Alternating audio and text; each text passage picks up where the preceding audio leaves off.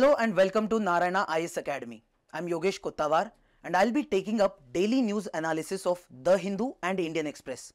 We'll discuss 5 most important articles from these two newspapers in a comprehensive manner.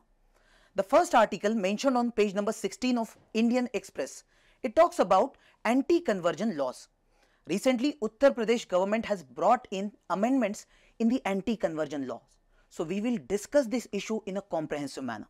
The second article mentioned on page number 8 of The Hindu, it talks about small modular reactors. Government of India is showing much interest in building small modular reactors instead of the large traditional nuclear reactors. So we will understand the difference in detail.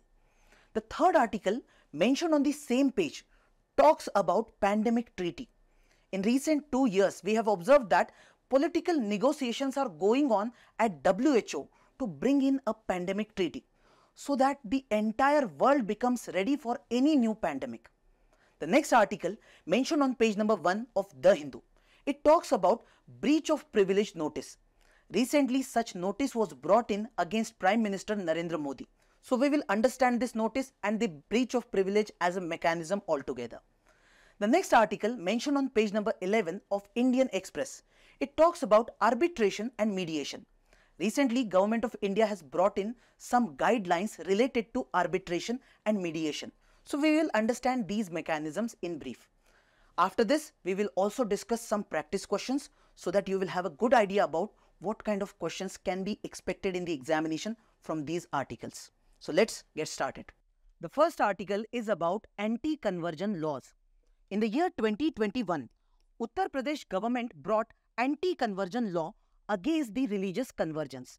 And recently in 2024, the government decided that we will make the provisions of that act more strict, more stringent. And there is a trend in state governments that many state governments are bringing such anti-conversion laws. So we will study these laws. We will also study what judiciary says about such laws. If you look at the syllabus, GS paper 1 says communalism is an important topic and GS paper 2 talks about fundamental rights, and we can relate anti-conversion laws with these topics. If you look at a previous year question of 2017, it says distinguish between religiousness or religiosity and communalism, giving one example of how the former has got transformed into latter in independent India. And to answer any such question, you need to have a comprehensive understanding of the Indian society and the laws that are being made in recent times. Moving ahead, what are anti-conversion laws? If you look at the Article 25 of the Constitution of India, it says that any citizen of India will have freedom to practice, profess and propagate any religion. That means I have the choice. I will decide which religion I will follow. So in that case, that means I even have the right to convert to any other religion. And this depends on my own choice or my own free will. But what happens in case someone is forcefully converting me from one religion to other? In that case, state comes into picture. State says, we are bringing anti-conversion laws. In case someone is forcibly, or we can call it through coercion, through fraud or through any other illegitimate means, if that person is converting you from one religion to other, we will not allow that. But there are some critics who say that such laws are brought in to favor the dominant religion in the society and it goes completely against the minority groups. If you look at the provisions made under the Act of UP government and the amendments that are proposed very recently, they say that we are expanding the scope of filing FIR. For example, there is a couple in which one person has converted the other's religion. In that case, even if you do not belong to them, even if you have no relation with this couple, still you can go ahead and file the FIR because any person is allowed to file that. So this brings the community participation as an important part of social processes. Moving ahead, there are some stringent bail conditions made under this act. Usually you see, jail is not given to anyone, rather bail is given. So bail is the norm. But when it comes to any serious crime, you are not given bail in an easy way. So in this act also, they have ensured that you will not easily get any bail. First, the prosecutors opposition has to be ensured, and the judiciary will have to be satisfied that the person is very innocent. Next, the punishments have been increased in terms of jail as well as fines. And there is a new category of offense added in this act. It says that in case there is a person in the foreign country who is trying to convert you through the funding, he is providing the funding. In that case, he will also be brought under this act. Now, moving ahead, why any government will bring any such law? What is the rationale? What is the reason? The first is to ensure your Article 25 or the fundamental right, in which we are saying that you should not be forcefully converted to any other religion. Your fundamental right matters. Second is the social harmony. If mass convergence take place in a society, there is a chance that communal harmony will not be there in that society. There can be some kind of conflicts which will lead to chaotic situations. Next, protecting the vulnerable groups. You see, any strong person can do whatever he wants to. But the vulnerable people like the minors, women or economically disadvantaged individuals, they will usually be forced by the mighty or powerful. So we want to protect these vulnerable sections. Apart from that, we want to protect cultural heritage of the country. So in case convergence are taking place, there is a chance that there can be cultural influence of other religion or other culture. So we want to protect our culture. This is the reason the government is bringing such laws. Moving ahead, there can be a political factor wherein a political party whose voter base may get happy due to such acts. So in the name of vote bank politics, they may go for bringing such anti-conversion laws. Then there is an angle of national security. I said there can be a possibility of foreign influence. So in case a foreign political power wants to disrupt your state, they want to bring an extremist ideology in your country and to disturb or create chaotic situation in your country, then this goes against national security. And as a measure, a preventive measure, the government may bring anti-conversion law. Now let's move forward. If we talk about the concerns related to these laws, if any government brings any such laws, in that case, the first issue is about the religious freedom of that person. You see, you said that Article 25 says you have right to freedom of religion, you can practice any religion. So, by these laws, government is actually curbing the Article 25. This is what critics are saying. They are also saying that there is a potential for misuse. Whenever you give such power to any local authority, he or she may misuse that authority and suppress the minority religious groups. Then there is ambiguity in the definitions given in the Act. If you look at the Act, it mentions about force, fraud, inducements.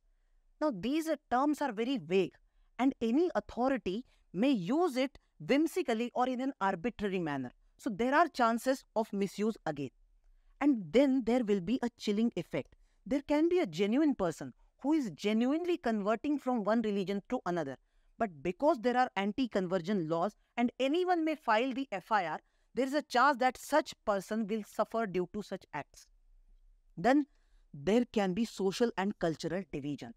So there is a possibility that us versus them phenomena may get established, wherein this culture and that culture become separate.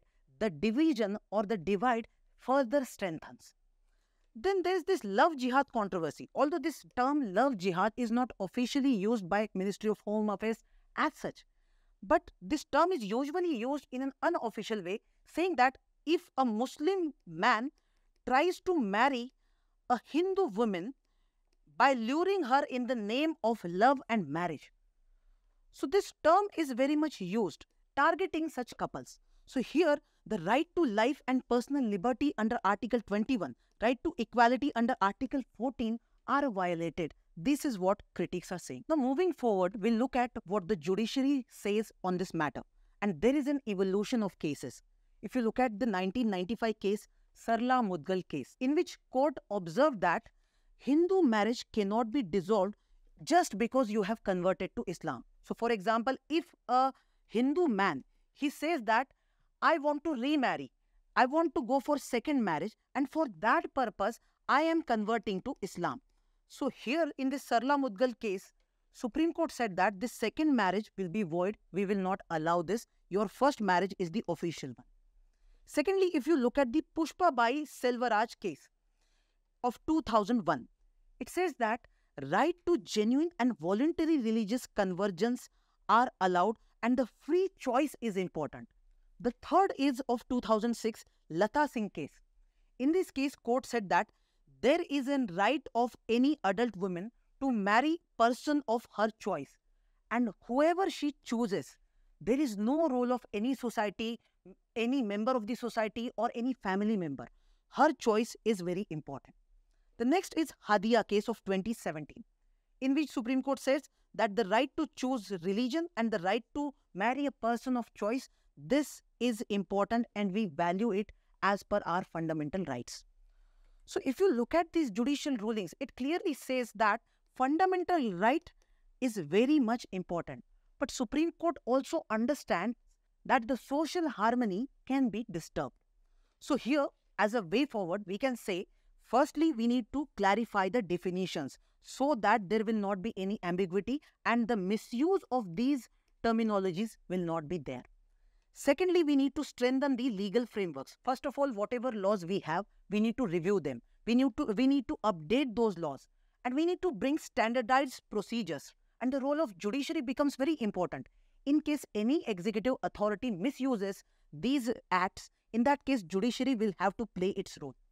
Then you need to promote public awareness and education. Only through the education and awareness, you can ensure social harmony in the society. And you need to encourage interfaith dialogue. If there is this situation of us versus them, only this interfaith dialogue, when people will communicate with each other, they will understand each other, and this us versus them mentality can be removed. And at last, you can align the international standards with your national laws. That means national laws should be updated in such a manner that international standards are maintained. So you need to ensure human rights are protected, and you also need to ensure that cultural rights are also protected. So there is a need of balanced approach. The next article is about small modular reactors, using which we are planning to generate electricity. This topic is important from exam perspective because GS paper 3 mentions about science and technology, developing new technology. Also, this topic becomes important from environment perspective because nuclear energy is considered to be a clean energy source. Before moving on to the article, look at this previous year question. It says, consider the following countries: China, France, India, Israel, Pakistan. Which among the countries given above are nuclear weapon states as recognized by Treaty on the Non-Proliferation of Nuclear Weapons, commonly known as Nuclear Non-Proliferation Treaty, that is NPT. So you can expect such questions in the examination. So what is the context? Recently, we have observed that Government of India is showing its interest in building small modular reactors. These small modular reactors will make use of nuclear energy and they will generate electricity for the civilian population of India. Now, government is saying that we will team up with the private sector to build these SMRs. So this is for the first time we are observing that government is showing private sector's involvement as an important aspect of energy sector. Now, if you look at the current energy landscape of India, whatever electricity that we generate, 68% of it comes from the coal-based thermal power plants. And this coal is very dangerous because of this coal, we see air pollution and carbon emissions. This is leading to the global warming or the phenomena of climate change. So right now we are talking about shifting towards renewable energy sources. We talk about solar source, wind power, etc. But there are some problems or challenges associated with these renewable energy sources. First, there is intermittency. Intermittency means it is not available 24/7. For example, wind power. It depends on the wind flow. If the wind is not flowing, that means you cannot generate electricity at that point of time. Then there is high initial cost. Building up this solar panel or the solar system, it is very much difficult. And the third is technological maturity. We are still in the phase of technological advancement which has not reached to the level of maturity. That means we are saying that we are still facing some challenges in the technology of renewable energy sector. So it will take some more time. But if you look at the nuclear energy, we are saying that it can act as a bridge. We are still not ready with the renewable source and we cannot leave this non-renewable source. So let's go for nuclear energy. First of all, it is very stable. You can generate electricity 24/7. Secondly, there is high output energy. Here we say that if you are using nuclear source, whatever input you are giving, output is very large. Now, look at it in a different way. What is nuclear energy? When we say nuclear, we are talking about atoms. We know that everything in this physical world is made up of atoms. If you zoom in the atom, you will see the nucleus of that atom, which includes, you must have read about proton, neutron, electrons. So we are talking about this nucleus. And whatever energy this nucleus generates, that is called as nuclear energy. And when we are talking about this generation of nuclear energy, there are two different methods. One is called as nuclear fission, other one is known as nuclear fusion.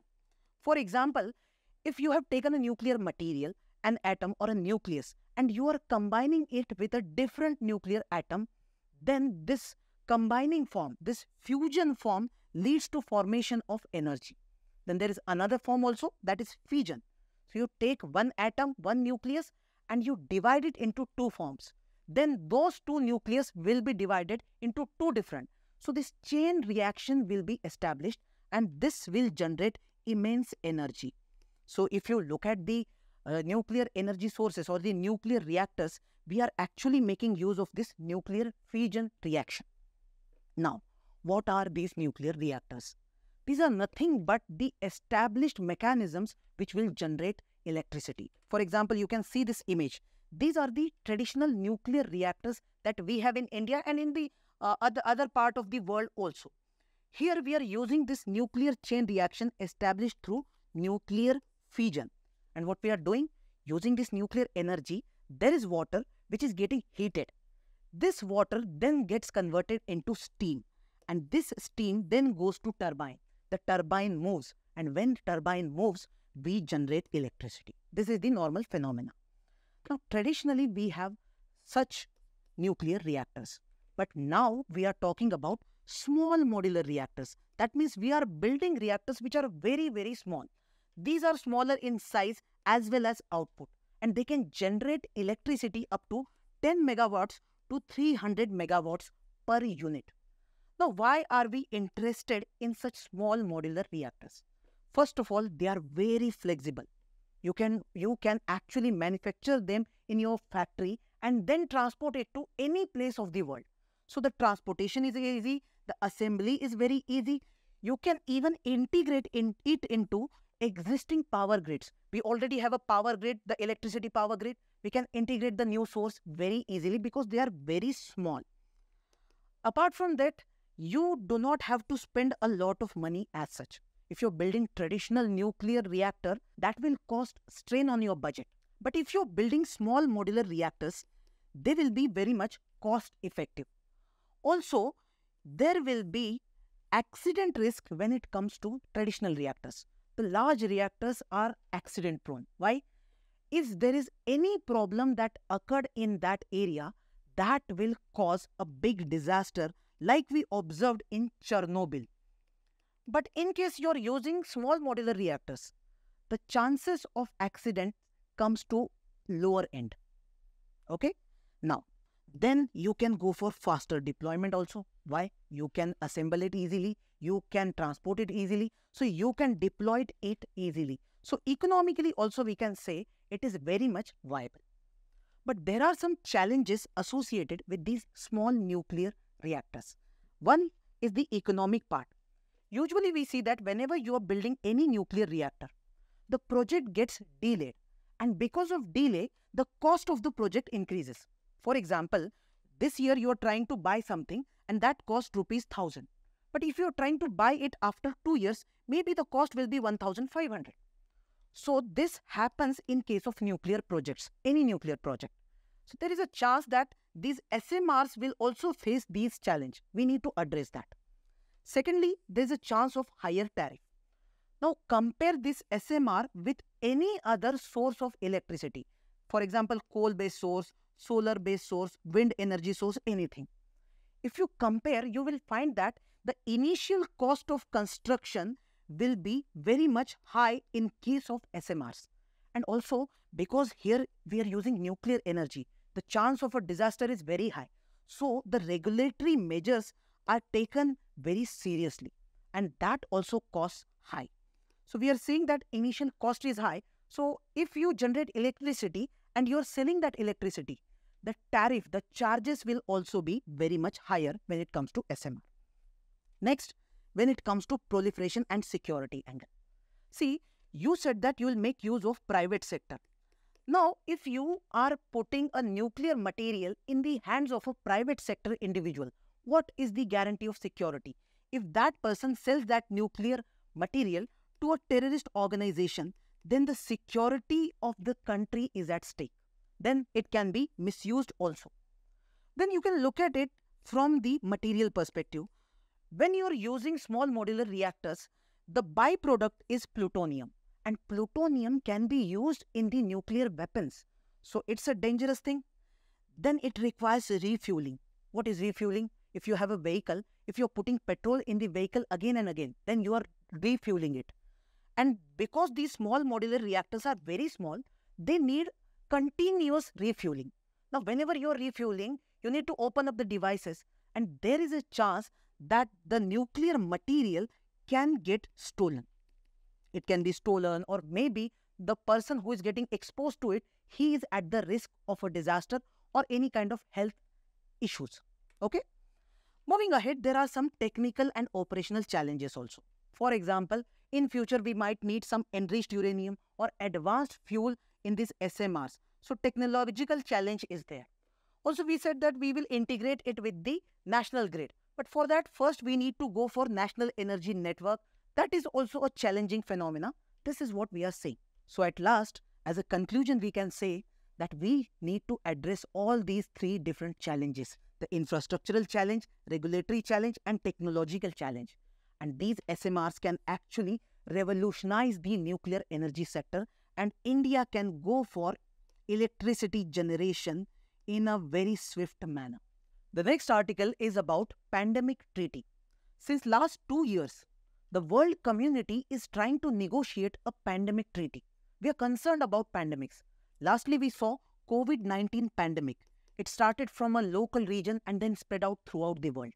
Now we are concerned that we are still vulnerable to many such pandemics in future. So we want an international treaty which will ensure that entire global community becomes prepared for any such new pandemic. Now this topic becomes important from exam because in syllabus GS paper 2 it mentions about effect of policies and politics of developed and developing countries on India's interests. Look at this previous year question which says COVID-19 pandemic has caused unprecedented devastation worldwide. However, technological advancements are being availed readily to win over the crisis. Give an account of how technology was sought to aid management of the pandemic. Now, to answer any such question, you should have a good idea about the politics that is happening at world level and what are the situational requirements. Now, look at the context. I said that since 2 years we are negotiating this treaty, and when we say we are talking about World Health Organization. So total 194 member countries of this World Health Organization, they are negotiating this treaty. And here are two different parties. One is the developed world, other one is the developing world. And both have different interests. That is why this treaty is being negotiated. And the bad news is that we have failed to bring in this treaty this year. Now, what is this treaty all about? How it came into picture? We saw COVID-19 pandemic, and we saw that World Health Organization was criticized a lot during COVID-19. We saw that the world was not at all ready to handle such pandemic. So people gathered in the World Health Assembly. Now, what is this assembly? In United Nations, we have United Nations General Assembly, just like the parliamentary organ of that United Nations. So similarly, in World Health Organization, we have World Health Assembly.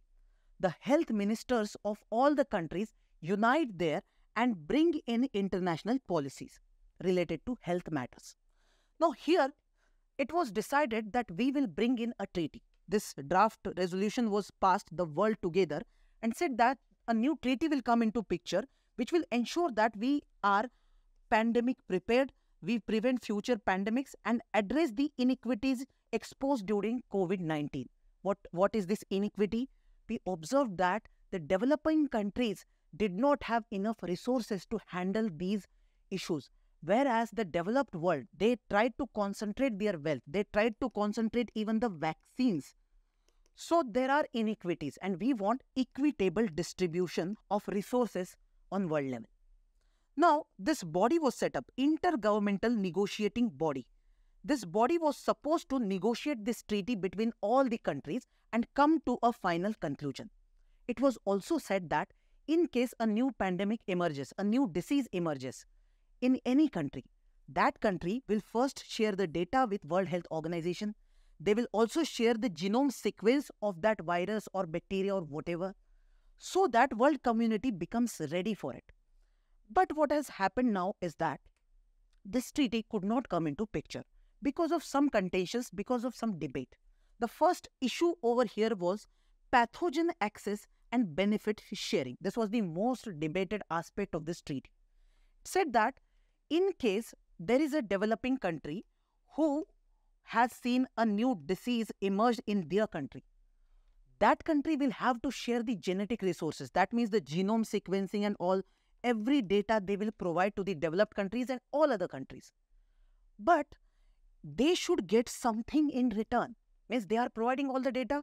At least when you make vaccines and all, they should be provided a substantial amount of vaccines in return. But in this case, the developed countries were not ready for this. Developing countries said at least 20% of the pandemic products should be provided to these low and middle income countries. Whereas the developed world said, we will at max provide 20%, not more than that. So it was a conflicting provision. The next provision was technology transfer and intellectual property rights issue. We usually see that when it comes to intellectual property right, developed countries become very much conservative. They are not ready to transfer their technology to other country. And here we observe that developing countries said, we should be provided whatever is the technology in free of cost, not on voluntary basis, but it should be compulsory. The countries will have to provide us the technology. But the developed countries said, we will not provide it on a mandatory basis. Rather, we will negotiate at that time and on a voluntary basis or a mutually agreed terms, we will provide technology transfer. Moving ahead, there was a contention about this One Health approach. This One Health approach says that the health of humans is not only linked to humans, but it is also linked to the environment and the animal health. So if you include human health with environment and animal, this is One Health approach. For example, COVID-19 started from animal and then it came to humans and it has impacted environment also. That means our healths are interlinked. So here it was said that high income countries supported this idea, and whenever you need to take any action in the area of health, you should consider One Health approach. This is what high income countries or developed countries are saying. But developing countries or the low or middle income countries said, you are just talking about it, you are not providing any new funds for it. And if we start using One Health approach, our budgetary resources, which are already constrained, which are already very small, we will not be able to go for such approach anyway. So we observe that with these three issues, first, pathogen access, second, technology transfer, and third, One Health approach. These were the contentious issues on which this treaty was being negotiated, and eventually we could not come to any conclusion as such. The next article is about breach of privilege notice. Recently, BJP MP Anurag Thakur, he made a speech in the Lok Sabha. In his speech, he made some remarks against Rahul Gandhi. In those remarks, he talked about his caste and religion, even called him accidental Hindu. After which, many political leaders demanded that the speech of Anurag Thakur should be removed from the parliamentary records. Meanwhile, Prime Minister Modi shared the video of Anurag Thakur on his official X account, and this caused a debate in the House. The former Chief Minister of Punjab, Charanjit Singh Channi, decided that he will bring breach of privilege notice against Prime Minister Modi, and this is why we are reading about breach of privilege notice and the privilege motion. If you look at the syllabus, GS paper 2 talks about Parliament and state legislatures, its functioning and conduct of business, so this topic becomes important for us. Now, before moving on to the article, look at this previous year question. It says, in the Parliament of India, the purpose of an adjournment motion is to allow a discussion on a definite matter of urgent public importance, to let opposition member collect information from the ministers, to allow a reduction of specific amount in demand for grant, to postpone the proceedings, to check the inappropriate or violent behavior on the part of some members. So you may expect questions on such motions, factual questions. Okay, let's move on to the article. What is privilege motion? Now you look at the Parliament, any member of Parliament will have some privileges. Privileges are nothing but some special rights or some special immunities given to the parliamentarians. For example, parliamentarians have freedom of speech and expression. They can say what they want to in the Parliament. They have some immunities against arrest. But if you look at the entire House, for example, the entire Lok Sabha, the House itself will also have some special privileges. And in case those privileges are violated or breached by someone, then a person can bring privilege motion. So what usually happens is that if a minister gives any false information to the House, or in case he misbehaves with any member of Parliament, in that case, that member of Parliament can bring privilege motion against that minister. And it is a censure motion. So the minister will show strong disapproval against what the minister has said. Now, before bringing any such motion, you first need to give a notice. That notice is called as breach of privilege notice. So what will happen is that the person will reach out to the Speaker of the House and provide a notice mentioning that I want to bring privilege motion against that person. Now here, Speaker will have the authority to decide whether we will have a discussion on this matter or not. If Speaker decides that yes, we will go ahead with this discussion, in that case, the House will set aside all the matters and look at this privilege motion. So a formal complaint is given first to the Speaker. Later on, privilege motion is brought into picture. So in case this motion gets passed in the House, that doesn't mean the government will have to resign. Here the government will have to become more accountable and it has to show the responsibility towards the entire House and act accordingly. The next article is about arbitration, mediation, or what we call it as alternative dispute redressal mechanisms. This topic becomes important from prelims as well as mains GS paper 2 perspective, which talks about dispute redressal mechanisms. First, look at this previous year question. It says, what are the major changes brought in the Arbitration and Conciliation Act 1966 through the recent ordinance promulgated by the President? How far will it improve India's dispute resolution mechanism? Discuss. Now let's look at the article. What happens usually is that in case there is a private sector company coming from a foreign country to India saying that we want to invest in your country. So they are bringing foreign direct investment for us. It's a good thing.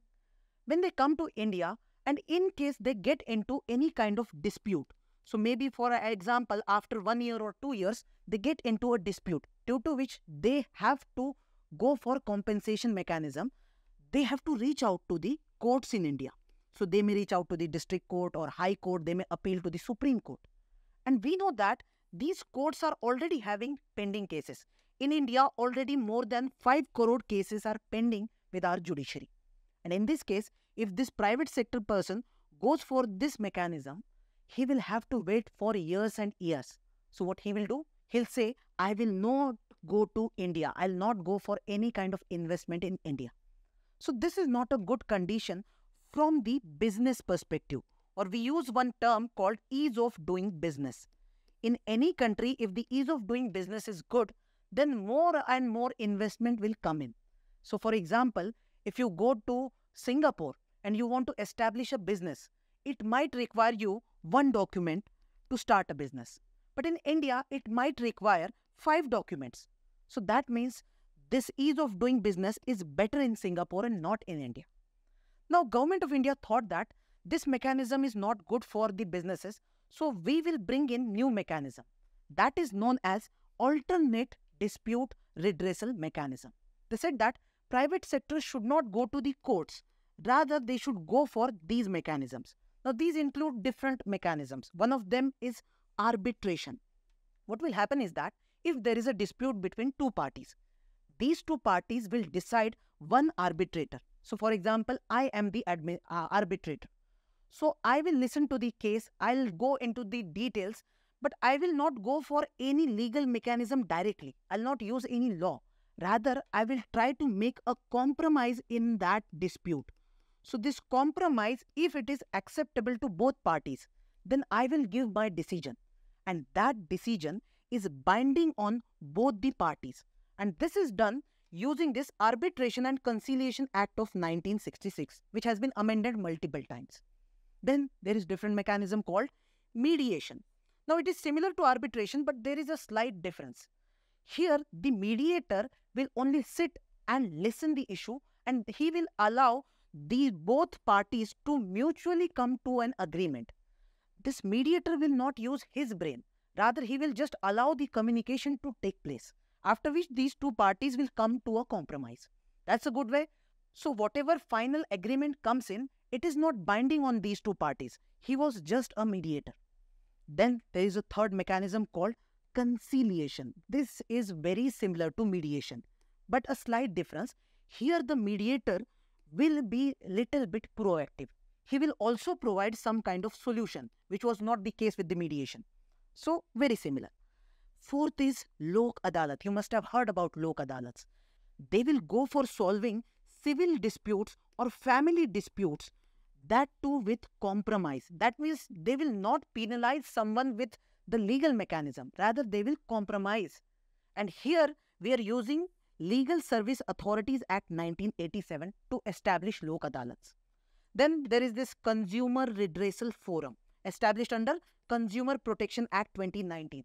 So in case if a seller has sold you something which is not right, which is harmful, you can go to these redressal forums as a consumer. Now what we are saying is that government established these alternate dispute redressal mechanisms. Why? Because ease of doing business should move ahead. But now there is a reversal in the trend. What is happening is that government is shifting the burden of these cases towards traditional court system. So these guidelines show that government wants that people should go for the courts instead of these alternate dispute redressal mechanisms. Why? Because these mechanisms are not operating in a good manner or in an efficient manner.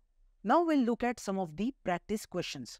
Question number 1. It says, in the Parliament of India, the purpose of privilege motion is, number 1, to address a breach of parliamentary privileges by a member or minister. Now this is the right answer. You don't even need to read other statements, right? Next, question number 2. Consider the following statements regarding alternative dispute resolution mechanisms in India. First, mediation is a non-binding process focused on collaboration, often used in family disputes and business conflicts. Now, this is the right statement. Second, conciliation involves a conciliator who may propose solutions, and it is governed by the Arbitration and Conciliation Act 1996. This is also right. Third, Lok Adalats have the authority to enforce legally binding decisions and are established under Consumer Protection Act 2019. Now, there is this catchy statement, and you should have an alert mind. Just look at this. Consumer Protection Act will establish this Consumer Redressal Forum and not the Lok Adalat. So, statement 3 will be wrong. As soon as 3 becomes wrong, you will get your answer as B, 1, 2 and 4. Not even required you to read this fourth statement. Okay. Next. Consider the following statements regarding ease of doing business index. Now this is an interesting question.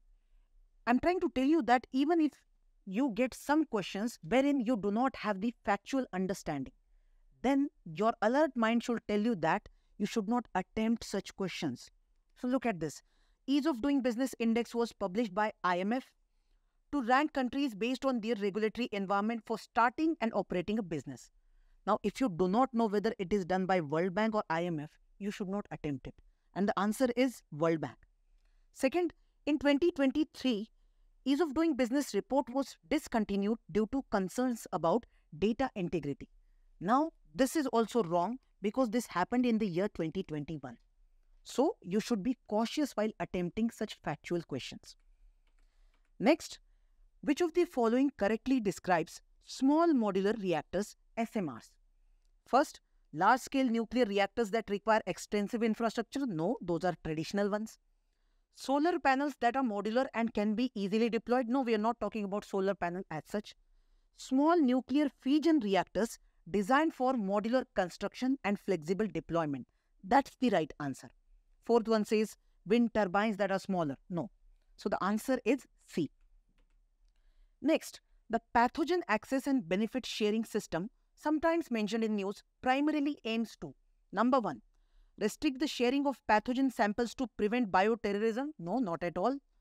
Implement a universal vaccine distribution system independent of sample origins? No.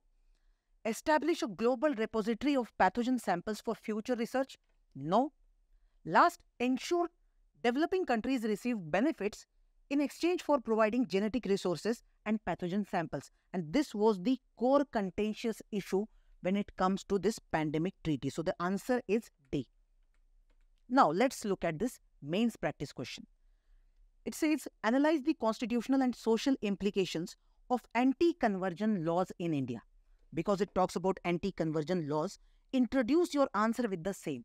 Either provide the context. For example, you can talk about UP government's law or other state government's laws, or you can talk about conversion specifically.